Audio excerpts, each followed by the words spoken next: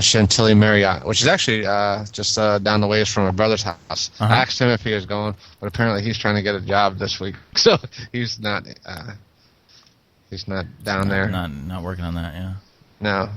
So yeah, but apparently a lot of the world's elite were there, and minus one. Minus you. I was gonna say you. Oh no. Yeah. So there's a protest, but this is actually the real world's power elite, and this does not get covered, but by a few sources, and most of these news sources are not in the U.S. It's been going on for years. They do it once every 4 years in like North America, and usually the rest of the time it's in Europe. But people like Henry Kissinger, they believe that they may have picked who Romney's running mate might be to lose against Obama. And they're thinking that might be Mitch Daniels from Indiana. Now, who are you? Are you officially supporting anyone yet, Lenny? Now that Ron Paul is out? Actually, he's not. He's still working for the. He's still getting the message out, but obviously he's not going to. Romney has enough delegates for the nomination, so Ron Paul is still continuing on to get delegates to influence the platform down there in Tampa in August. So I got to debate. I got to figure out if I'm going to go down there in August to see the convention, because technically I am a registered Republican, but I'll most likely vote for Gary Johnson, who is actually a Republican. Who was a Republican. He's running for the Libertarian Party. Now, Zeb says, I'm not sure if they're related, but Zeb supports RuPaul. I'm not. Is that RuPaul? Yeah, he's his cousin. His cousin.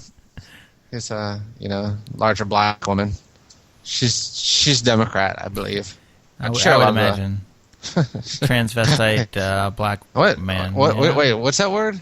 No, she's a very, very, very attractive woman. RuPaul. You must be thinking of somebody else. Oh, yes. Large 6'4" woman. Oh, yeah, that's like the one I have here. She's got boobs. I mean, that's a woman. That's not a dude. Yeah, possibly. I haven't seen her. I haven't seen her in a while. I don't know. You know how kids are these days with their operations and whatnot. Operation. Remember that game, Operation? The Wacky Doctors game from Milton Bradley. May I play? Yeah, it was like on the tip of your tongue. I took out the funny bone. That's $200 for me. Man, I remember that commercial. Holy crap! Obviously you do. They played that one enough, and I wanted that game so bad when I was a kid. I never got it, but I wanted it so bad. Really, you didn't get it? I never got it. I think my friend had it. My friend had it, but they just would. It was one of those games. It's not the same. Oh, it's not the same if you don't. If it's not you. What was the one? What was the rubber band? Was that the hamstring? The rubber band. Yeah.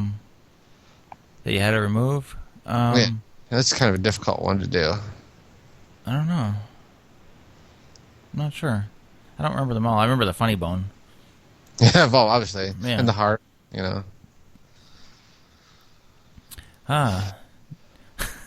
Dr. Zeb says there really is no funny bone.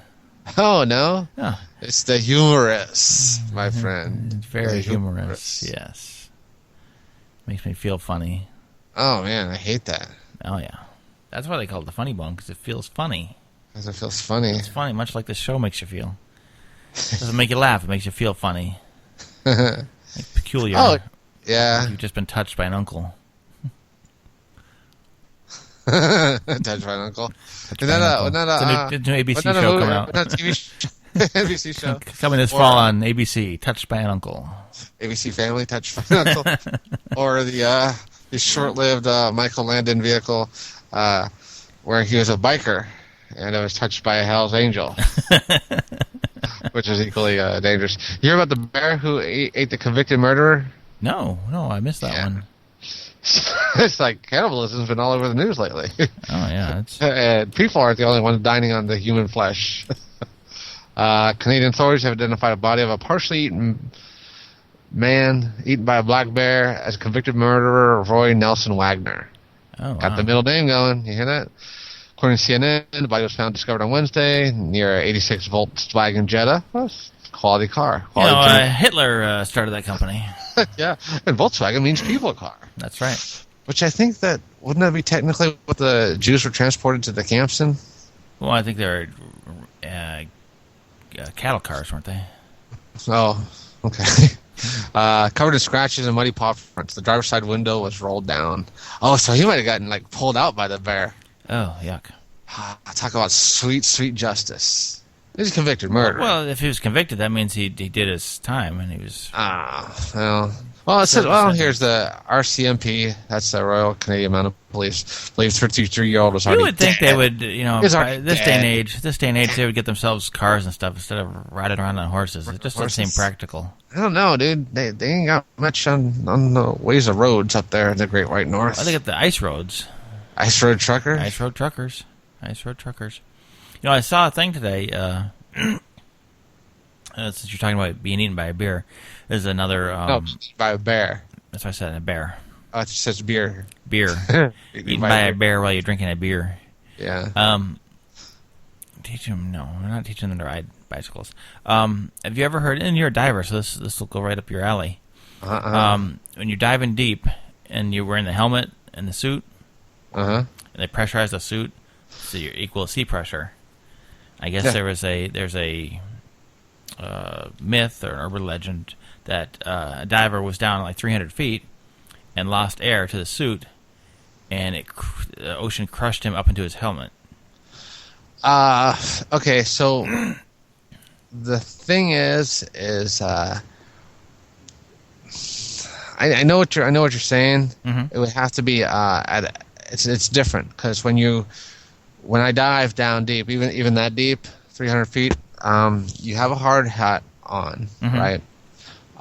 Your lungs and your internals are pressurized to the atmosphere around you. Right. That's what they said. It was equalized, but then they lost air to it. So, the suit became depressurized. You wouldn't all of a sudden become depressurized. I mean, no, they lost air and it depressurized. You couldn't if you lost air. Mm-hmm. It depressurized the line. How would it depressurize the line? Because they lost air to it that was pressurizing it. That would require a vacuum to be drawn out of the... Do you know what I'm saying? No, they just vented it, and then the ocean pushes in on you. Yeah, it doesn't. It doesn't do that. It did. They did it on MythBusters. They did it on MythBusters? It made a body out of meat, and it squished everything up into that helmet. It was disgusting. So that is, they were using this old time, right? It was like a leather suit. Okay, but that's what I'm saying. Metal helmet. Right. Okay, so that's what I'm saying is we don't use those anymore. Oh no, this is old, Right, because even if you do, nobody in their right mind is going to go down in a leather suit into 300 feet. Yeah. Right, because the leather suit is that's pushing against the weight of the water. Now when you're just wearing a helmet, you're in that pressure. That pressure is there all around you. Yeah. Your sinuses and your lungs are actually the ones getting the high pressure. It hurts. That hurts. I just said it hurt. What hurts? When it squishes you into the helmet. Oh. I suppose that's possible. But no, but it was. I mean, they vented it off. Basically, they just vented off the suit. It was equalized with sea pressure at 300 feet. And they just quickly vented it, and that suit just collapsed. It wasn't instantaneous, but it was fairly rapid. It collapsed, and the helmet just filled with everything. Just bloody, gross mess. It was. I thought it was just meat. But the suit was they made a body out of meat. Yeah. So if it happened to a person, that he would have been squished up into his own helmet. Yeah. It was pretty gross. It was like one of those bags they used for doing the frosting. You squish it all out, it comes out the end. Yeah. It was like that. Only instead of going onto a cake, it went into a helmet. It's good onto a cake. Yeah. If you were going to squish a person onto a cake. It was gross. I was watching. Jack was watching. He's off from school, so he was watching. I get home, and I wanted to play MW3, and so I had to wait for him to finish with his Mythbusters before I could go and kill 11-year-old kids. Right. So I caught that, and I was actually pretty surprised. And I didn't think it really actually squished everything up into the helmet. I figured it might collapse him or squish him, but not into the helmet. Right. It's kind of interesting. Huh. So you have to try that sometime. Go down and depressurize yourself. Squish. I've never. Have you actually dove to 300 feet? No, not that deep. Oh. I think 2 is probably as deep as I got. Now, what do you wear? Do you wear the helmet? Yeah, just a helmet and a wetsuit. Now, what's the purpose of the helmet? What's the purpose of the helmet? Yeah, why not like just a mask and a thing like you do for normal scuba diving? Well, in an industrial environment, you don't. First of all, it's too easy to get your mask knocked off. Okay. Too easy to get that the regulator knocked out of your mouth. Okay, but would it still work the same way? Generally, yeah. Okay, so you don't need it. I mean, that's because of the way what you're working on. It's not what you're working on. It's super inherently safer. It's safer to do the commercial diving, than it is. You don't want to. If you're doing commercial diving with the helmet, you don't have those air bottles on your back. Mm-hmm. You're actually being supplied by a air compressor on the surface, right?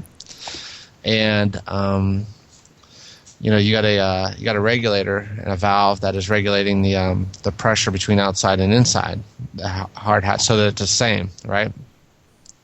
So that it, or slightly above, so that if you were to, you've got like a neck piece, a neck band that is also neoprene, mm-hmm. but you could, So if there's any leakage, air's going to leak out and no water in. Yep, exactly. Now, but your body. I guess you're pressurized all the way around. Yeah, that's what I'm saying. Yeah, is the suit pressurized or the suit's just around you? Suit's just around you. You could be down there in a dry. Well, it's funny when you wear a dry suit, you get a real sense of the pressure, because in a dry suit, one of the things you do is you do have a thin layer of air that you try to keep in there. Mm-hmm. Because when you're wearing a dry suit, it's usually because it's colder. Right. Once you get to a certain depth, it's pretty cold down there. Yeah.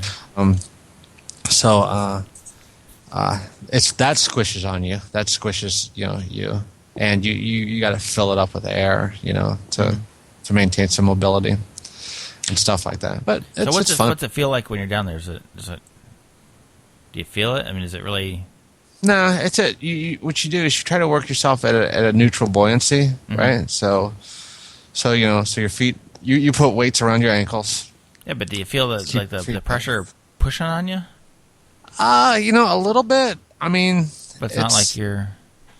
No, but when you come up out of the water, and you climb up the ladder, I tell you what, it's like you are exhausted. You didn't realize how hard you were working, And so when you climb up, you have a weight belt on, and the guys are really taking care of you, making sure you climb up and don't fall back in. Mm-hmm. After they disconnect your stuff, you don't want to fall back in the water, which is always. And then they do a quick medical look at you, make sure your eyes are they're not mm-hmm. dilated. Yeah. You're not. Now when they set you up. And they put the two guys together with the helmets, and they fill them with water when you're in it, and you see who can hold their breath the longest. I don't know what you're talking about. You're in like a bar, and they fill the helmets with water, and you see who can hold their breath the longest. What movie was that? That was Men of Courage. Men of Honor? Men of Honor. Yeah. I told you I worked with a couple guys who were in that movie, right? They actually were stuntmen. Oh, we got another phone call, Lenny. It's not William. Well, William is calling, but we got another one too. So we'll try this. Welcome to the Lenny and John show, Ron. Where have you been all these years? Hey, Lenny. Hey, John. Oh, I'm at work. What's tonight's topic? Tonight's topic? Well, we were just talking about diving and what? getting diving and Zombies diving. Zombies diving. Hey, did you run over anybody?